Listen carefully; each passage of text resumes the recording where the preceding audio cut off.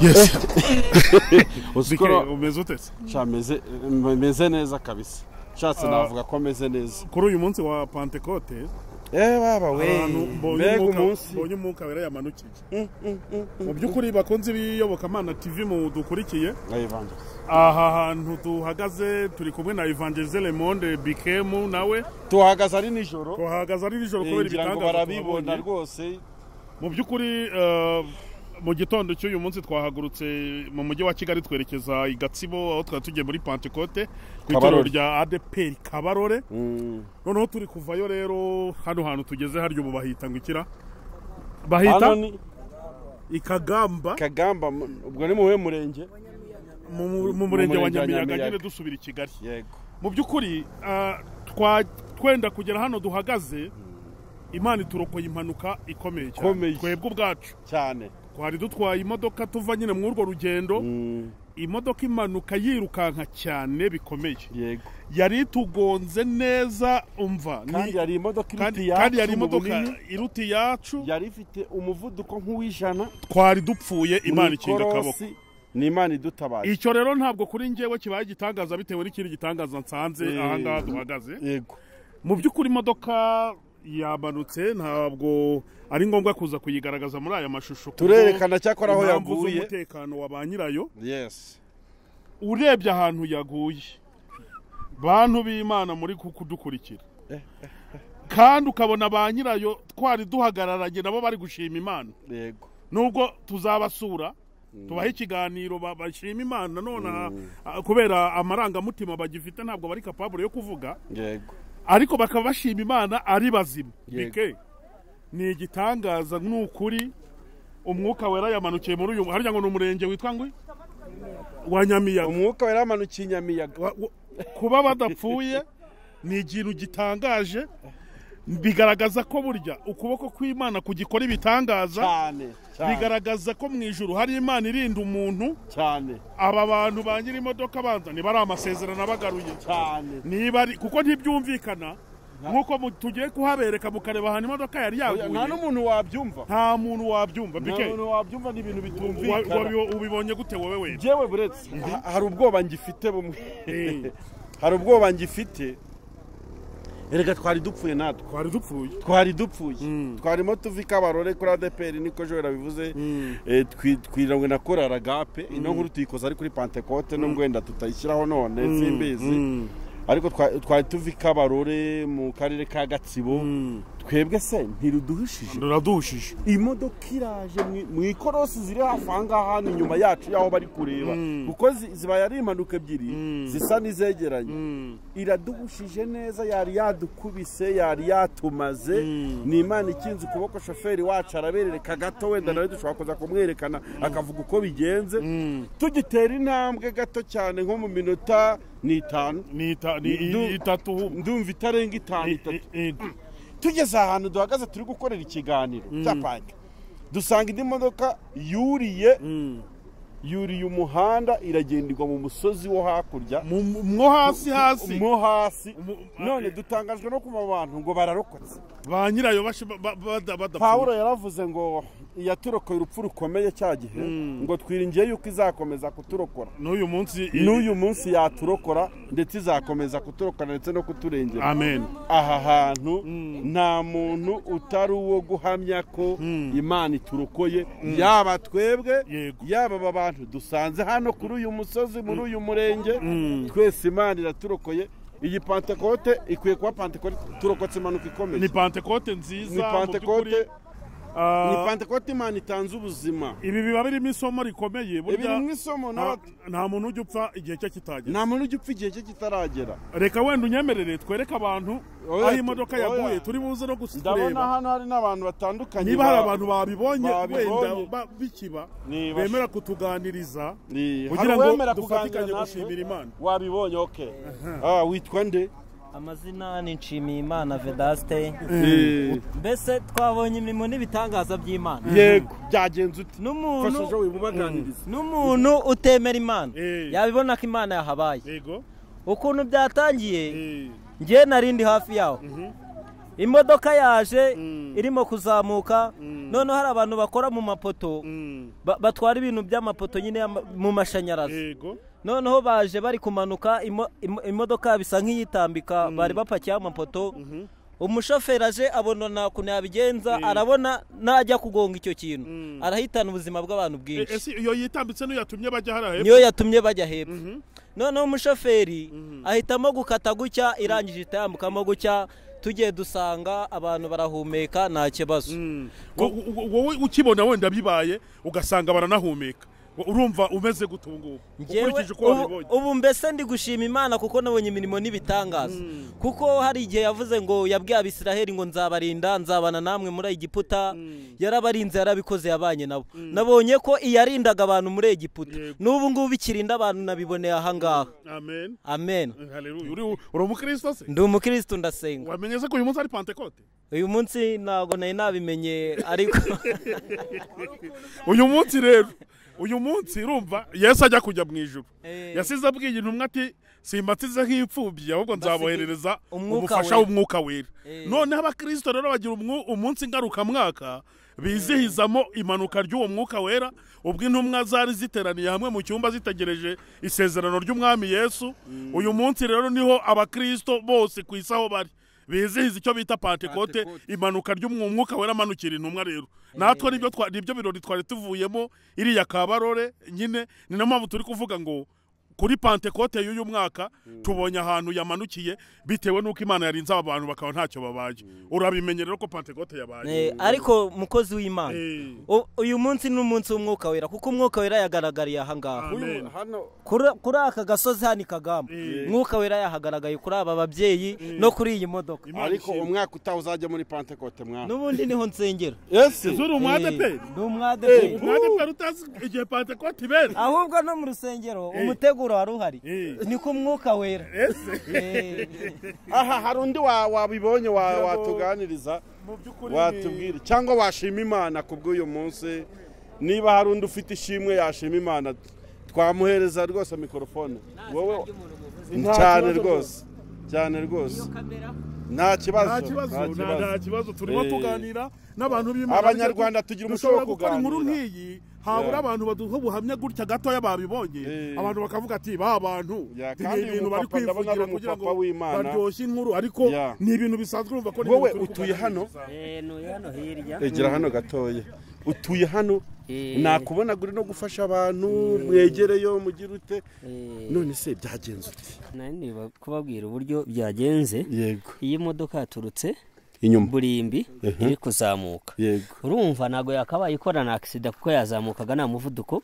yari ifite yego noneho igeze hano muri iri cross isanga harimo imodoka ya regi ifite amapoto yibye umuhanda yego yibye yataye inzira yayo yibye inzira muri iri cross undi ayibonye ko agiye kugongana nayo ashaka kuyikatira hano akase hano bya bipoto ya modoka yari ifite biba bimukozeho ese bimukozeho imodoka nibwo yahise imanuka igwamo hariya yego Imana kumenya ari umukozi w'umuhanga Imana ari igitangaza Imana ari byose abenshi bayita amazina menshi Rurema ishobora byose Jehova Rafa Adonai wowe usengera he ngewe ndi umukatolike uyu munsi wateranye se uyu munsi nateranye rwose nakoze amateraniro yego nasenze misa ya mbere yego Imana iguha umugisha ubaye umugabo wo guhamya ko Imana ikiza kandi irokora cyane kuko ahantu imodoka yamanutse niba wahabonye reka twereke reka sanuherekeza kamera ni hariya uburyo yamanutse hano Imana ari nziza iyi modoka yakase hano yego mu kumanuka niyashinga y'umutwe ahubwo igiye gushinga umutwe ikubita kuri wa mukingo hakurya hariya ubona havunitse igiti ikubise ku mukingo ihita yongerera agaruka ipine rifata hariya hakurya ku mukingo irindi ipine rifata hariya igumamo mu kirere urumva Imana imbaraga yakoresheje kugira ngo abantu batagwamo hehe hariya icuramye kugira ngo bose batarangira icyo dushima Imana bavuyemo batabaye inkomere Imana yabarinze nubwo baba bagize akabazo k'umubiri ariko ni akabazo koroheje numva twashima Imana rwose. Aha kuri uyu mukingo duhagaze niho imodoka yamanutse. Ni umukingo ufite nka metero ubu ni nka metero 10 zo kujya hasi. 10 zo kujya hasi. Imodoka yamanutse itumuhanda iragendigwamo hasi ariko abari bayirimo ntibagize icyo baba. Nukuri Imana yo mu ijuru niyishatse kurokora ubugingo bwabo cyane rwose, kuko yahise ibahagamisha mukanu yakubise umukingo hakurya ikubita umukingo hakuno irabajyana, hari ahantu babuyoboye amazi ibajyana ibahagamishayo hejuru mu kirere. Urumva uyu munsi wa Pentecost rwose ni igitangaza hano kuri uyu musozi rwose. Hano ni Kagamba, umurenge wa Nyamiyaga.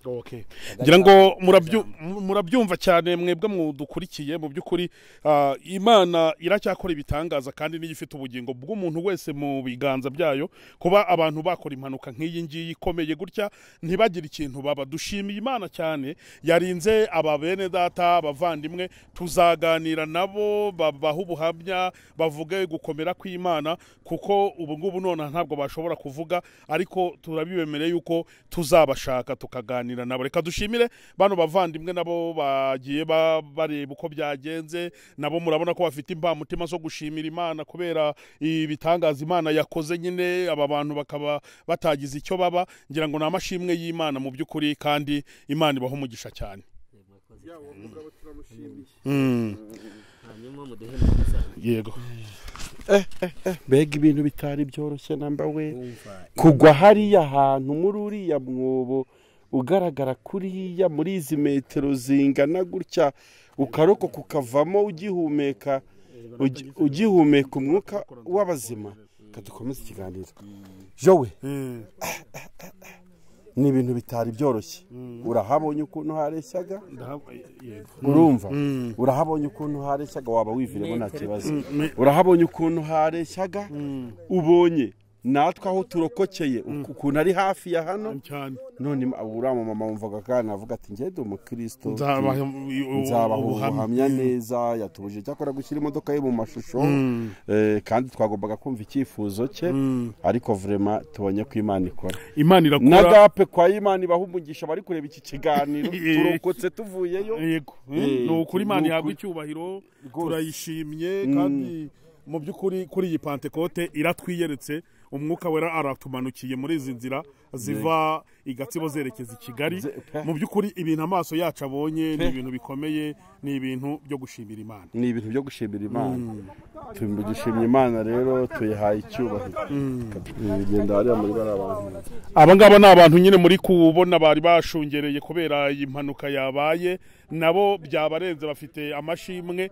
Urabona yuko bishimye bavuga ati burya Imana irarengera kandi Imana irarinda, nyine nkuko twarimo tubibabwira.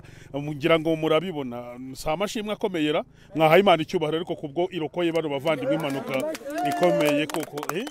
Ngira ngo murabibona rwose yuko ari amashimwe akomeye nkuko muri kugenda nyine mubibona. Natwe turakomeza dushima Imana, bikereka dukomeza urugendo rero tukomeza i Kigali nyine, ubundi tugenda dushima Imana irokoye abantu bayo, kandi akaba ari ibintu byiza cyane nkuko mwarimo mubireba ku Iyobokamana TV no kuri Evangelize Le Monde TV.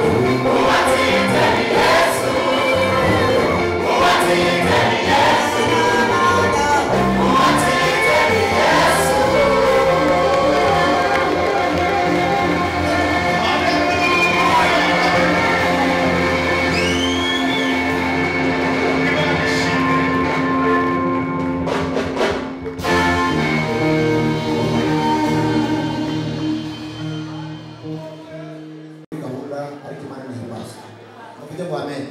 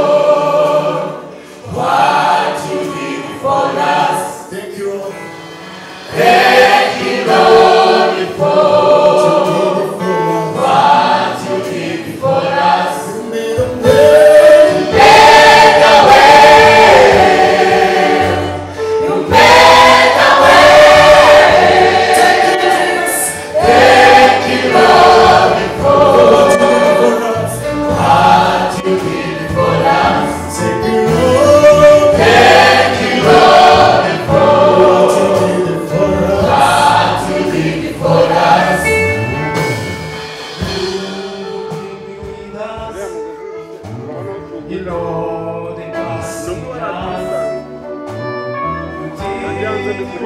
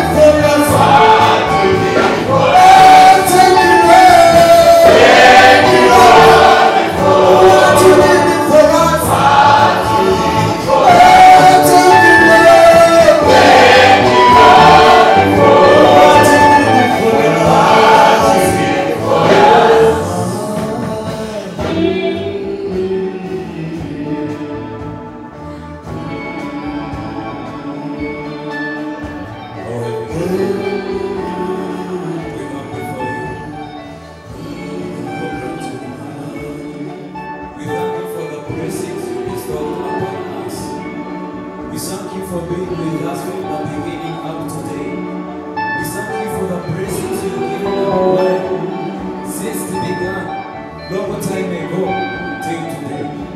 We thank you for bringing others into us. We thank you for putting love on us. We thank you for all the blessings in general that you have given us. We thank you for continuing being with us in our journey. Blessed be your name. In Jesus Christ we pray.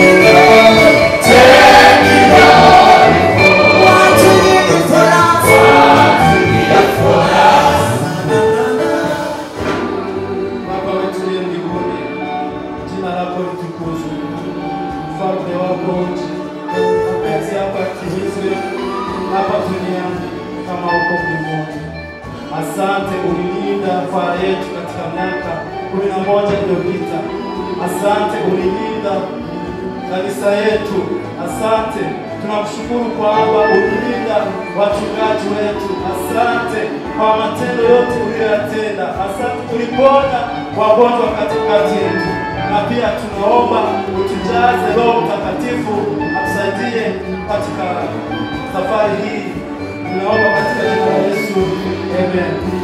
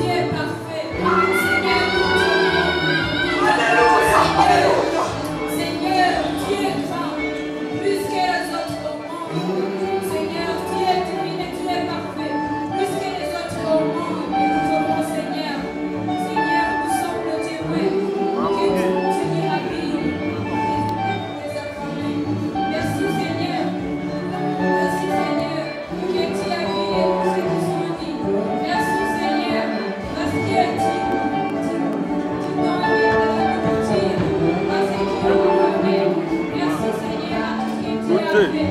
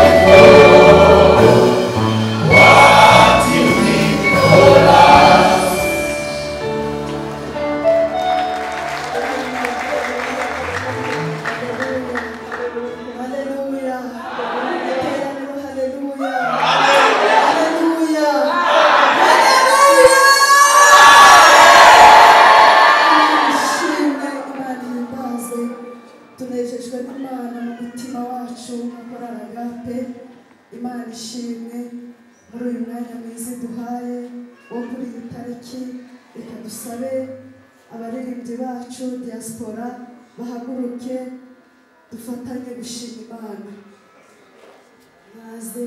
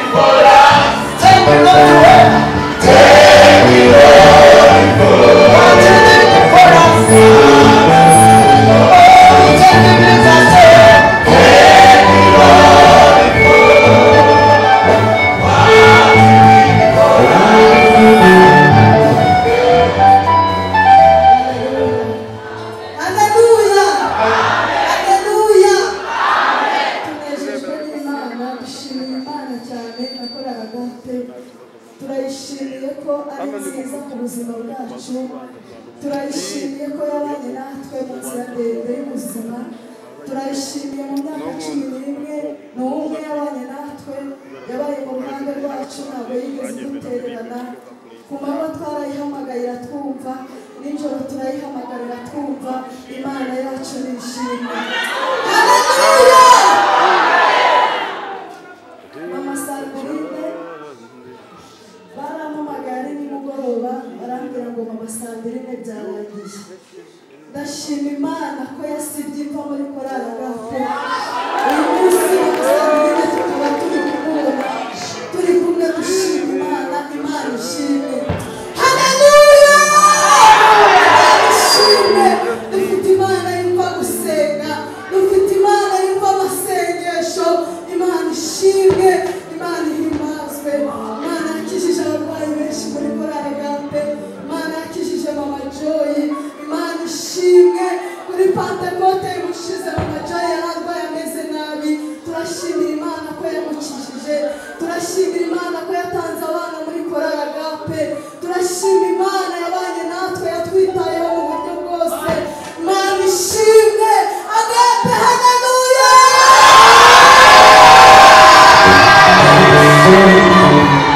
Ishimwe, mumfashe gushima Imana, tuyiha amashyi menshi.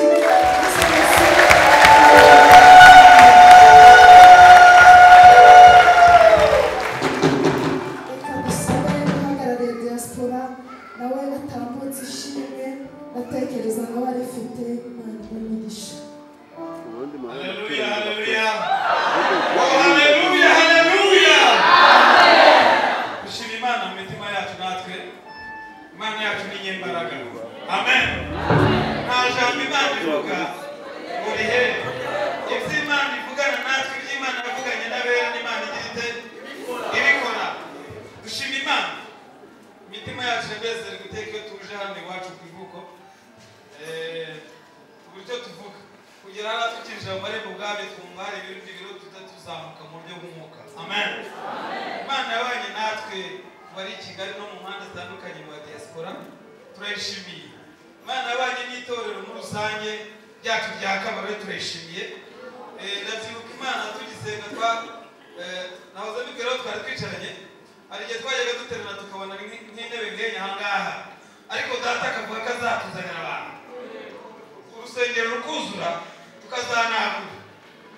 n'Imana ivuga igasezeranye igisezeranye ikagira gute ikabisohoza. Imana ishimwe by'umwihariko ku gakorari yacu Agape aho Imana igejeje turayishimiye. Ntabwo byari byoroshye murabizi aho twatangiranye umurimo hano, ariko data akavuga ko azagenda yagura umurimo muri korali, aho bigeze twishima Imana. Imana yarakoze. Bwa Mama Sandrine ni ibintu Imana igenda ikora muri Agape n'ibihamya, ubu niwe warutaye kugira ngo twongere twibuke ko Imana yacu igishoboye. Amen. Imana yacu irakiza.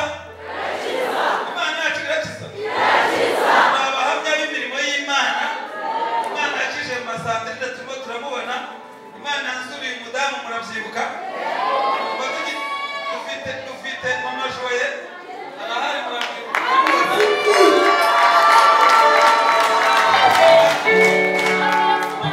Mama Fifi nana hari atera haleluya hari yigire hafi. Imana yakiza kanseri.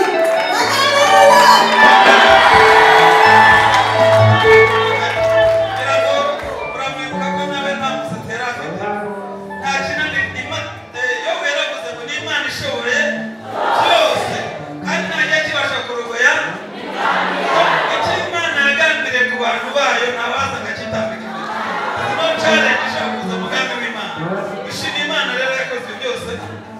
Yasura Mama Sandrine ntabwo ngena nahise telefone abari i Kigali ndabwira Mama Sandrine n'abafite ubushobozi n'uburyo muze musezero byarangiye, ariko ngira umwana w'umukobwa mutoya ukurikira w'imfura ni umunyamasengesho arambwira ngo papa nibwo urimo kuvuga ngo Mama Sandrine byarangiye, bwira mama ati njye Imana imbwiye ko Mama Sandrine izongera ikamugaruza umurimo wayo.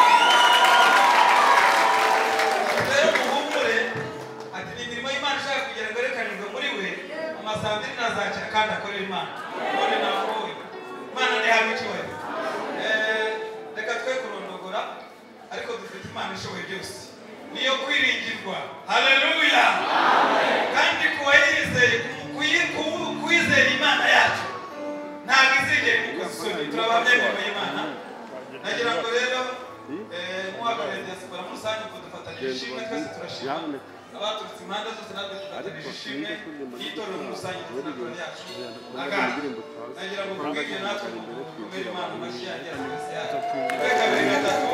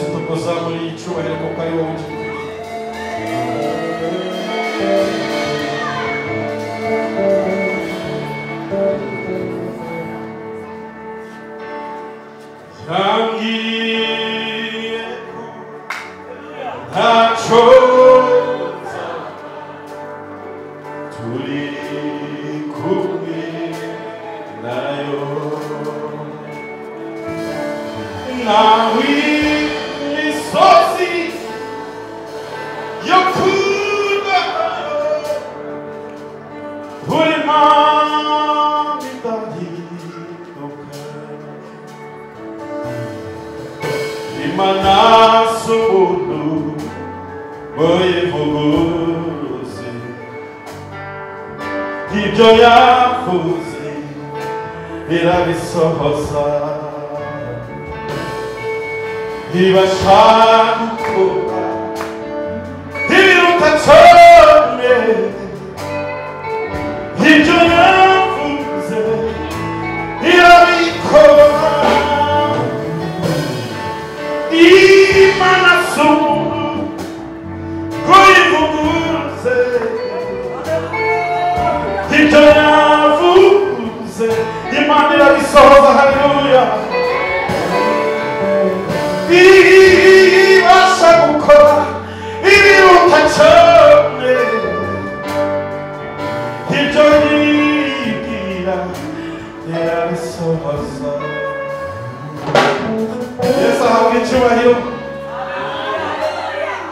Pentecote nziza. Narivuze ngo Pentecote nziza. Ubundi kiranga abantu buzuye umwuka wera nuko banezerwa mu nzu y'Imana. Haleluya. Barishima, nta minkanyari mu maso, abazimu n'abadayimoni baba bahunze mu izina rya Yesu. Yesu atanga umwuka wera ngo intumwa aho zari zicaye ngo bumvise umuriro uturutse mu ijuru. Uwo muriro turawifuza muri aya materaniro mu izina rya Yesu. Haleluya. Haleluya. Ndishimye Imana ko itorero rimaye uburyo cyangwa okaziyo yo gukorera Imana, ndi umuririmbyi, ndi umucuranzi. Hari umuvandimwe twazanye ndagira ngo yegere hino kugira ngo tubanze tubibwire mbere yuko ndirimbira Imana birusheho kugenda neza. Murabona ko ari umuntu Imana yagiriye neza. Haleluya. Njyewe nitwa Bikemu cyangwa se Bikorimana Emmanuel. Dukorera umurimo w'Imana kora ADEPR Remera. Ndi umuririmbyi uyobora itsinda ry'abaramyi banahimbaza Imana aho ngaho muri iyo paruwase. Iwacu ni Burengerazuba mu karere ka Rusizi. Ubundi busanzwe ndi umucuranzi wa korali bita Betaniya y'Igihugu. Ndashima Imana rero ko ngeze hano i Gatsibo mu izina rya Yesu. Dukunda Imana cyane, twarabitojwe kandi ibyo twatojwe tubirimo neza mu izina rya Yesu. Uyu rero ni umuvandimwe, dukora umurimo w'itangazamakuru. Njyewe nkorera itangazamakuru ku kinyamakuru cyitwa Evangeliser Le Monde TV, gikorera mu Bufaransa ndetse na hano mu Rwanda dukorera Remera. Ndi kumwe n'umuvandimwe muri Kristo Yesu kandi n'umuvandimwe kuri data na mama, twazanye hano mu rugo rw'Imana. Murumva ayo mahirwe mfite ukuntu akomeye. Ni umuvandimwe muri Kristo Yesu, akaba ari umuvandimwe kuri data na mama. Reka rero muhe umwanya nawe kugira ngo abibwire maze mpameze ndirimba mu izina rya Yesu. Haleluya. Yesu ashimwe. Ndumva nishimye cyane kuba Pentecote y'uyu mwaka yabaye ndi muri Gatsibo ahangaha kuri iri torero. Ni urugendo rutari rworoshye kuko kubona uburyo bw'uko i Kigali biterane bya Pentecote byinshi, insengero nyinshi zaba iza ADEPR n'izindi zidushaka, ariko narwanya intambara nziza none ndi hano Imana ishimwe. Nitwa Joel Sengurebe. Sengurebe ni ugusenga nyirukanira ibitangaza by'Imana. Nkora umwuga w'itangazamakuru rya Gikristo, ndi umunyamakuru n'umuyobozi w'igitangazamakuru gifite amburera kirimo yitwa Iyobokamana Media Group, ifite Iyobokamana TV online kuri YouTube, ndetse nkanagira website yandika amakuru ya Gikristo yitwa iyobokamana.rw. Ndashimira Imana rero, ndi umukristo mu itorero rya ADEPR i Nyarugenge niho nsengera.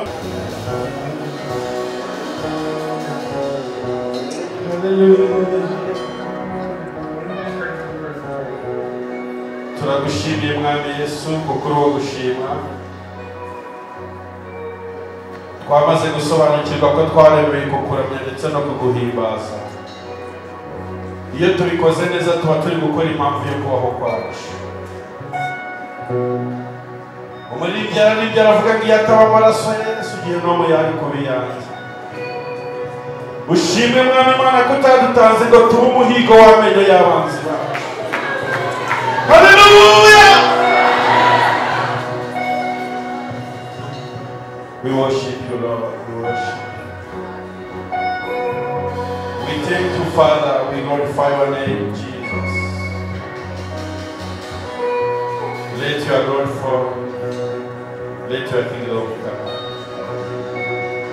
Uyu Uwiteka ataza kuba ari mu ruhande rwacu, ababisha baba baratumize bunguri. Uri Imana ivuga yego ntagire umuntu uvuga oya. kandi yivuze oya nawe uvugaye kuva nakumenya ntabwo wigeze untererana umutima wanjye nawe urabyemeza n'itorero ryemeje rimukomera amashyi kuko uri Imana.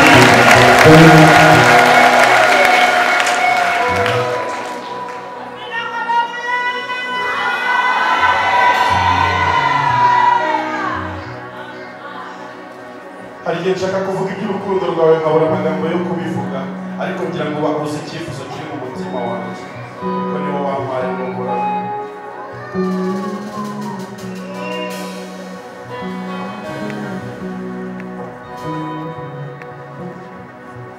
naho nanyura mu bikomeye biruhije umutima imisozi ikambana miremire nkareba hirya no hino nta n'umwe wantabara ntakabuza kuseruka witwaje ineza ubwikimbe cyo mu gitondo gihora buri munsi ku bwatsi ikwineza uwo yawe bwawe ihora kuri njye ibihe byose. Jyewe ngeze ahantu bwa mbere hari ikintu mbabwira,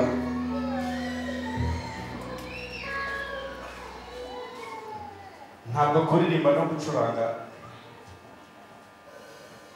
ntabwo ariko kuramya Imana bikora. Nifuza ko abantu bose bagira logique nziza yo kuramya Imana no kuyihimbaza. Kuramya Imana neza no gukora icyo Imana yakoreye kandi ukabikora ugira ngo izina ry'Imana rishyirwe hejuru. This is the logic. Kuramya Imana no kuvuga uko Imana iteye. Kuramya Imana no kuvuga uko Imana iri by'ukuri. Waba uri mu gikoni utetse ukajya ukaranga igitunguru uvuga ariko Mana urebe. Waba uri mu modoka uri kuri vola utwaye ukajya uvuga ati Mana ni position yo kugira umusoro kubera icyubahiro cyawe. Haleluya. Mbemeye kuzagaruka tukigana kuramya Imana mu izina rya Yesu.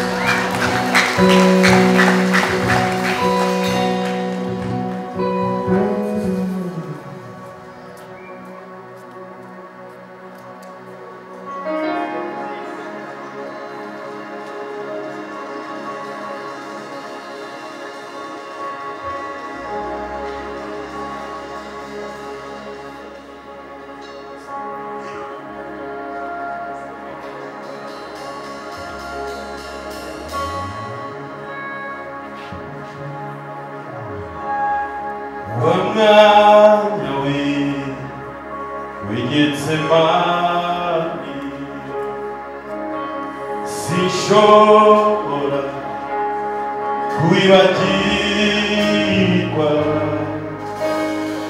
ubwo wabiraga ibyuya mwami wanjye bisa n'amaraso.